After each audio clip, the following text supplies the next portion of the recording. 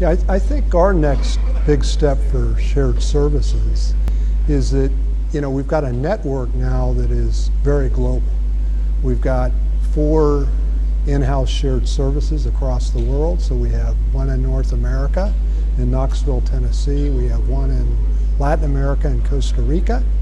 We have one in Europe in Brighton, and we have one in Asia, which is in KL. So we've got a network set up, and we also have outsourced partners who we work with, who may be in Eastern Europe or in India. And so our structure is set that what we want to move to now is more of a global business services model.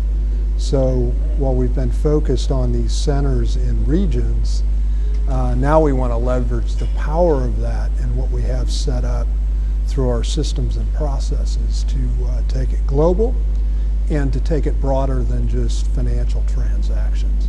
So that's kind of where we're going, and it'll be a journey, but we're well on the way and feel well positioned to do that.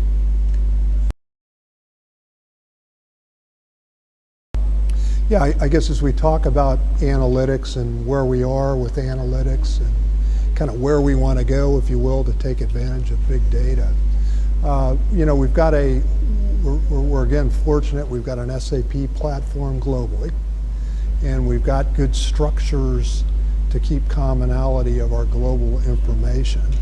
But where we want to go next is really to take it more to the front end of the business. So being a consumer products company, Kimberly-Clark has a lot of spend in trade investment and also in our advertising and consumer promotions.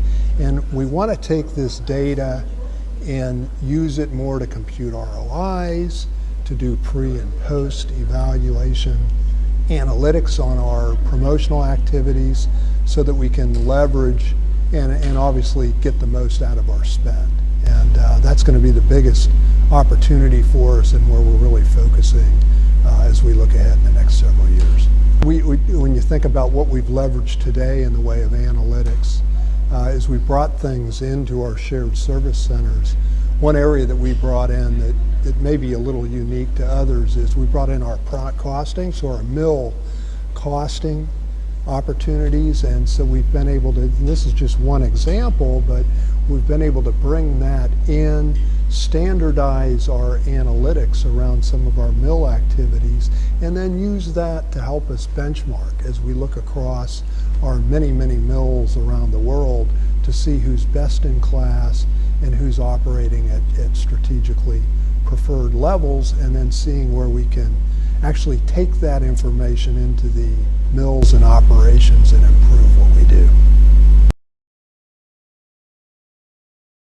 Yeah, if I think about our biggest achievement over the past year, 2015's been a challenging year and an exciting year, but in the area of shared services, what we've really been able to tap into is we've been implementing a new global management reporting system.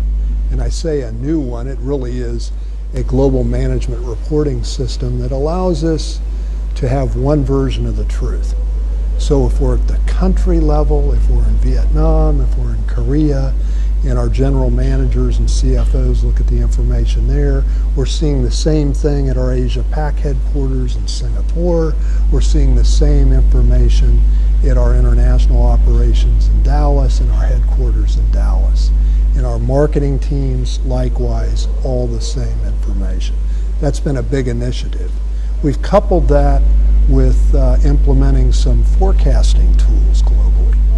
And so that's helped us take the global management reporting information, which is actuals, and then leverage that into our forecasting and our planning. And while we've made great progress, we also know that we're only on the tip of the benefit of what we're going to derive from these systems.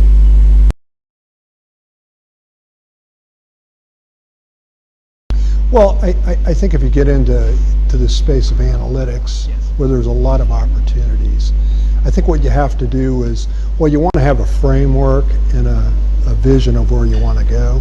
You want to leave enough flexibility to let people be creative and then leverage across an organization or a group to tap into the best. And I know we found that very true in our forecasting as we were picking up a new tool is to allow our teams to be creative and then to leverage that across our different countries, regions, to the benefit of all. Anytime you make an investment in whether it be analytics or systems, there's, and especially being a finance executive, ROI is at the forefront.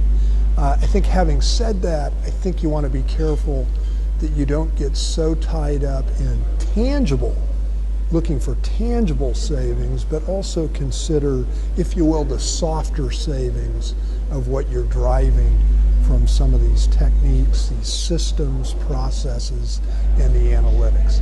So it's a little broader, it's a little hard even for myself, a finance executive, to accept that, but you have to think a little broader of the benefits that it brings to an organization.